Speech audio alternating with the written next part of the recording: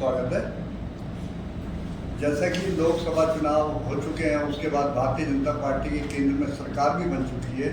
अब उसके बाद हम बात करते हैं अपने प्रदेश हरियाणा प्रदेश की राजनीति की। जैसा कि सबकी जानकारी में है कि अक्टूबर या नवंबर में विधानसभा चुनाव होने हैं। उन विधानसभा चुनाव को देखते हुए अभी जैसा कि आज आपने कार्यालय ओपन कर रहे हैं, तो आपको क्या लगता है कि पिछले दो चुनाव जो हुए हैं 2014 और 2019 के, भारतीय जनता पार्टी उसके मुकाबले कहीं अभी स्टैंड करती है प्रदेश में? देखिए, भारतीय जनता पार्टी का अब स्वरूप ऐसा है कि प्रदेश में नहीं, हम केरल में भी अपना सांसद जिता के लाए हैं। अब पूरे देश के हर प्रदेश के अंदर भारतीय जनता पार्टी का कार्यकर्ता है, भारतीय जनता पार्टी का जीता हुआ प्रतिनिधि है। और हरियाणा के अंदर तो हम 2 बार से 10 साल से यहाँ सरकार चला रहे हैं और मजबूत दल के रूप में हरियाणा के अंदर हम हैं। तो निश्चित तौर पर हमारी अपेक्षा भी है और हमें उम्मीद भी है कि आने वाला समय भी हमारा है।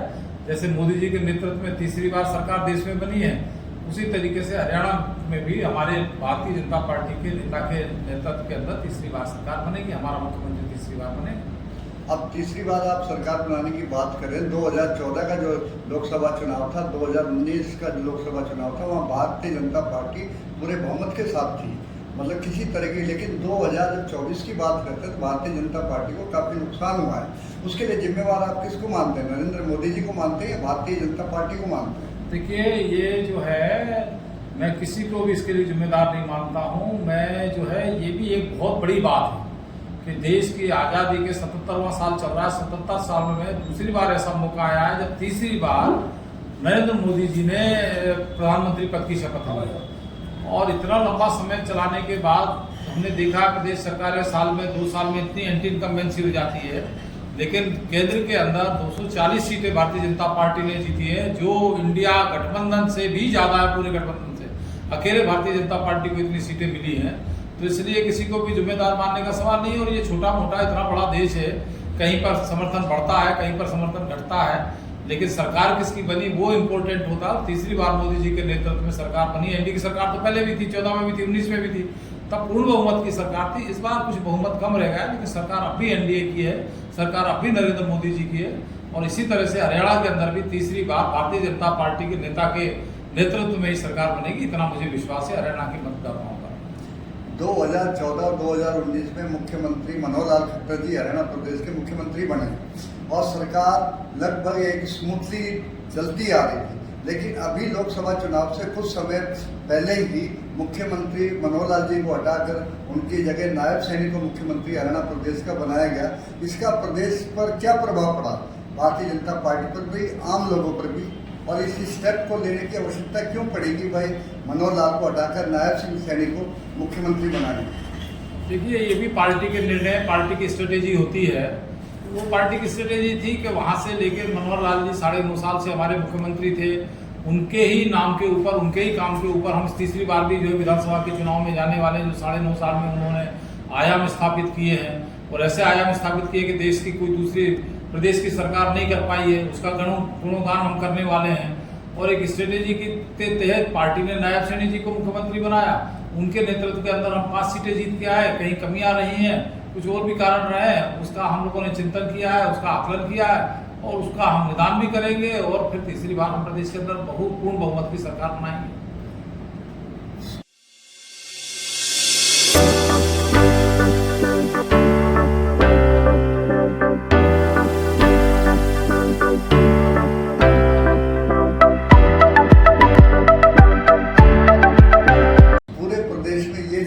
अगर मनोहर लाल खट्टर जी के बाद अगर कोई मुख्यमंत्री का दावेदार है तो वो अनिल विज जी हैं। तो हाईकमान, भाजपा हाईकमान ने उनको नजरअंदाज करते हुए नायब सैनी को क्यों इतनी अहमियत दी? इसके पीछे कारण क्या हो सकता है? भारतीय जनता पार्टी की क्या रणनीति हो सकती है? देखिए, ये रणनीति नहीं होती, विधायक दल का फैसला होता है। पार्टी के विधायक दल ने नायब सैनी जी को सांसद होते हुए उनको विधायक दल का नेता चुना और उनको विधायक दल का नेता चुना तो वो मुख्यमंत्री बने। नायब सैनी जी की जगह अनिल विज जी को विधायक दल का नेता चुना जाता तो अनिल विज जी भी हमारे बहुत सीनियर साथी हैं, बड़े पार्टी के पुराने नेता हैं। तो विधायक दल जिसको अपना नेता चुनता है, तो नायब सैनी जी विधायक दल के चुने हुए नेता हैं, इसलिए उनके नेतृत्व के अंदर सरकार बनी। और ये तो लोकतंत्र है, लोकतंत्र के अंदर तो जहाँ जिसके साथ विधायक हैं वो सरकार बनाएगा। नायब सैनी जी के साथ आज विधायक है, पूरी पार्टी है, वो आज मुख्यमंत्री है। अब हम बात करते हैं रेवाड़ी विधानसभा क्षेत्र की। रेवाड़ी विधानसभा जो क्षेत्र है वो सबसे ज़्यादा हरियाणा में सबसे हॉट सीट मानी जाती है, जिसको टिकट लेने के लिए भारतीय जनता पार्टी के लिए भी काफ़ी संघर्ष करना पड़ता है उम्मीदवार को कि भाई, और ये आखिरी मोमेंट तक ये नहीं क्लियर होता कि भाई टिकट मिलेगी तो किसको मिलेगी। इस वक्त जो रेवाड़ी विधानसभा से लगभग 1 दर्जन उम्मीदवार हैं जो भारतीय जनता पार्टी की टिकट लाने का दावा कर रहे हैं कि भाई टिकट तो मुझे मिलेगी। और इसी के अंतर्गत आपने भी अपना चुनाव प्रचार तेज कर दिया है। आपके अलावा सतीश कोला जी हो गए, सतीश प्रधान हो गए, प्रशांत सन्नी हो गया, और अब एक नया नाम और वंदना पोखली का, शायद वो भी अपनी दावेदारी पेश कर सकती। तो कुल मिला के 1 दर्जन के करीब उम्मीदवार हैं जो भारतीय जनता पार्टी की टिकट का दावेदारी कर रहे हैं। तो आप अपने आप को उनसे अलग मानते हुए टिकट की दावेदारी कैसे करें कि भाई टिकट आपको श्योर है कि भारतीय जनता पार्टी आपको टिकट दे? देखिए पवन जी, हम पार्टी की उस पीढ़ी के लोग हैं कि जो कोई दावेदारी नहीं करते, ना हमें दावेदारी करने की जरूरत है। पार्टी नेतृत्व तो सहज भाव से हमारे जिम्मे जो काम लगाता है उस काम को हम करते हैं, और ना कहीं पार्टी के अंदर कोई दौड़ लग रही है। और ये अच्छी बात है कि पार्टी के अंदर आज इतना स्वरूप पार्टी का बढ़ा हुआ है कि आप तो 1 दर्जन कह रहे हैं, मेरी जानकारी के हिसाब से उससे भी ज़्यादा लोग हैं जो पार्टी के इस लायक हैं, इस योग्य हैं कि वो चुनाव लड़ सकते हैं। और कांग्रेस पार्टी है सामने, कांग्रेस पार्टी में एक कैंडिडेट के अलावा कोई दूसरा नाम सुनते हो क्या कभी आप? तो ये लोकतंत्र है, लोकतंत्र के अंदर लोकतंत्र की खूबसूरती ये है और पार्टी की ताकत भी ये है कि इतने सारे लोग आज पार्टी में ऐसे चेहरे हैं कि पार्टी जिस पे भी विश्वास करेगी वो चुनाव जीत के आएगा। सारी पार्टी जिसको उम्मीदवार बनाएंगे उसके साथ खड़े होकर लड़ेंगे चुनाव, और निश्चित तौर पर कांग्रेस को मात देंगे, रेवाड़ी के अंदर भी मात देंगे। और मेरे जहाँ तक सवाल है, कार्यालय मेरा पहले भी चलता रहा है, अभी कार्यालय है, निर्णय पार्टी का है। ना मैं कहीं टिकट मांगने जाने वाला हूँ, ना मैं किसी लाइन में लगने वाला हूँ, ना मुझे लाइन में लगने की जरूरत है। और लाइन में रख के टिकट लानी है तो मुझे वो टिकट नहीं चाहिए, मैं टिकट का दावेदार नहीं हूँ, मैं चुनाव लड़ने का इच्छुक नहीं हूँ। लाइन में लग के मुझे 50 साल के बाद भी लाना पड़ेगा, टिकट मांग के लानी पड़ेगी, तो मैं उम्मीदवार नहीं हूँ। पार्टी का फैसला जो होगा मेरे लिए होगा। मुझे टिकट नहीं मिला पिछली बार, हरको बैंक का 2 बार चेयरमैन बनाया, हरियाणा पर्यटन निगम का चेयरमैन बनाया, तो पार्टी तय करती है कि क्या काम लेना है। इसलिए सहज भाव से लोगों की समस्याएं सुनने के लिए, लोगों का काम करने के लिए, लोगों को आसानी से मैं उपलब्ध हो जाऊं, उसके लिए चुनाव से पहले ये सारा कार्यालय, पहले भी मेरा कार्यालय चलता रहा है, ये दोबारा से नई जगह पर कार्यालय खुल रहा है।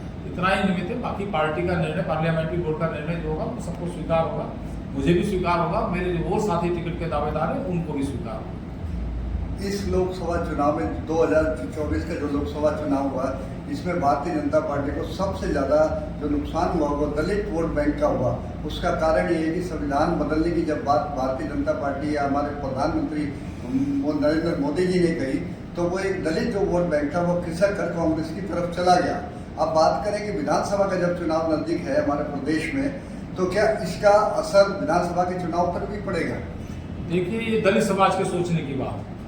देश की आज़ादी के बाद नरेंद्र मोदी एक ऐसे प्रधानमंत्री थे जिन्होंने सबसे पहले 2014 में जब शपथ ली तो पार्लियामेंट की दहलीज को चूमा था और दहलीज पे सिर रख के कहा था कि मेरी सरकार दलितों को समर्पित सरकार होगी, मेरी सरकार वंचितों को समर्पित सरकार होगी, मेरी सरकार सबसे निचले पायदान पर जो खड़े हुए लोग हैं उनको समर्पित सरकार होगी। और 10 साल में उन्होंने जो सरकार चलाई है, जितनी योजनाएं लेके आए, उसका सबसे ज्यादा फायदा देश के अंदर हुआ है तो मेरे दलित समाज के लोगों को हुआ।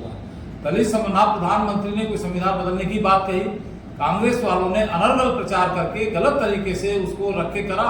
उनकी उस योजना को दलित समाज के भाई मेरे मतदाता समझ नहीं पाए और वो उनके बरगलाने के अंदर आ गए। निश्चित तौर पर अब उनकी समझ में आया है कि तुमसे गलती हुई है। मोदी जी जितनी योजनाएं कोई लेके नहीं आया, जितना लाभ दलित समाज के भाई और बहनों को मोदी जी के राज में मिला उससे पहले मिला नहीं। मनोहर लाल जी के राज के अंदर 1,80,000 की जो इनकम की सीमा तय की गई थी, वो सबसे उस इनकम की सीमा के नीचे मेरा दलित समाज आता था। उनकी सरकार की, प्रदेश सरकार की सब योजनाओं का ज्यादा से ज्यादा फायदा जो है दलित समाज को मिला है। दलित समाज किसी गलत फहमी का शिकार हो गया। हमें उम्मीद है कि वो समझेगा, हम भी समझाएंगे, वो भी समझेंगे और निश्चित तौर पर वो वापस आएगा भारतीय जनता पार्टी के पक्ष में, मोदी जी के पक्ष में, कमल के निशान के ऊपर दोबारा से विधानसभा में हमारा समर्थन करेगा और भारी बहुमत से हम सरकार यहाँ प्रदेश में तीसरी बार बनाएंगे।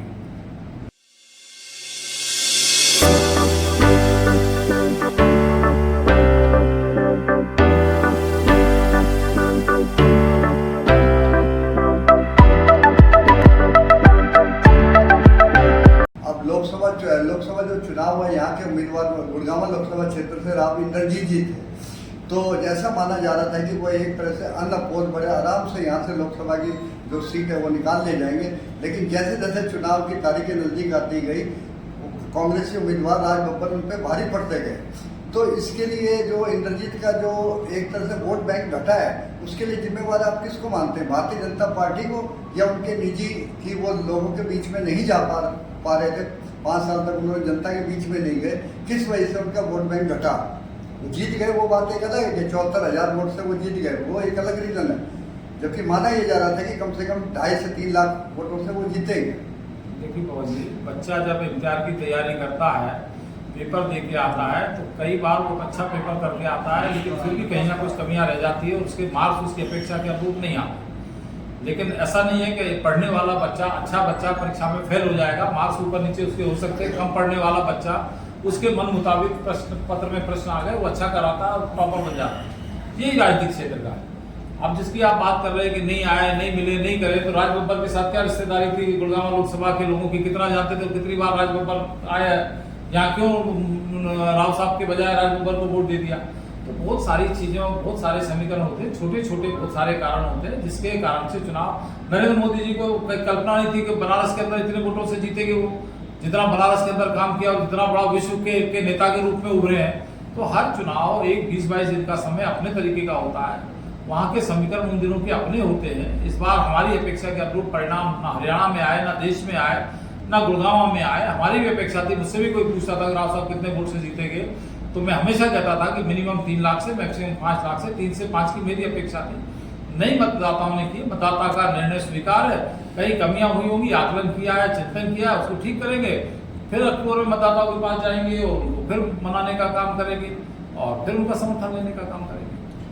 अभी जब विधानसभा चुनाव होंगे, अभी ये भी नहीं कहा जा सकता कि जो टिकट की जो दावेदारी तो पेश की जाएगी, लेकिन किसको मिलती है? इंद्रजीत समर्थक को मिलती है या जो दूसरा ग्रुप है भारतीय जनता पार्टी का, उनमें से किसी को मिलती है?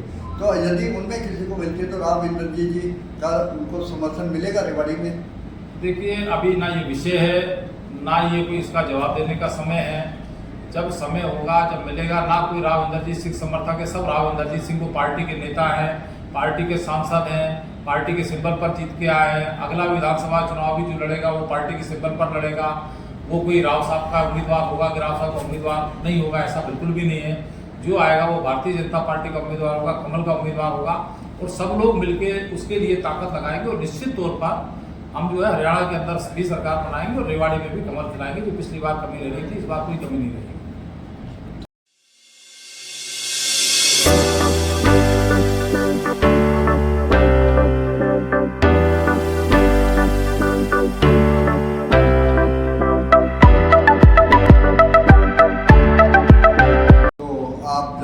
संदेश देना चाहेंगे? देखिए, जनता को संदेश का यही है कि जनता सबसे बड़ी जरूरत है। पहले तो रानी के पेट से राजा के घर में जो पैदा होता था, जन्म लेता था, वो राजा बनता था। अब लोकतंत्र है, ईवीएम की मशीन का बटन जिसका दबता है वो नेता बनता है। तो मैं तो आपके माध्यम से इतना ही कहूंगा कि अच्छे और भले को और बुरे को मतदाता समझे। देश का नेतृत्व कौन दे सकता है, प्रदेश का नेतृत्व कौन सक्षम है, कौन सी पार्टी दे सकती है, किसकी नीतियां अच्छी हैं, तो उन सबको देख के अपना मतदान आने वाले समय में करेंगे। ऐसे लोगों को, अच्छे लोग आगे आएंगे तो निश्चित तौर पर रेवाड़ी का विकास होगा, प्रदेश का विकास होगा। और प्रदेश का जब विकास होगा और प्रदेश विकास की दौड़ में जब चलेगा और ऊपर की सरकार है, डबल इंजन की सरकार बनेगी, तो उसका लाभ भी प्रदेश को मिलेगा। ये सब बातें हम मतदाता को समझाएंगे और मतदाता हमारी बात को समझेगा। और तीसरी बात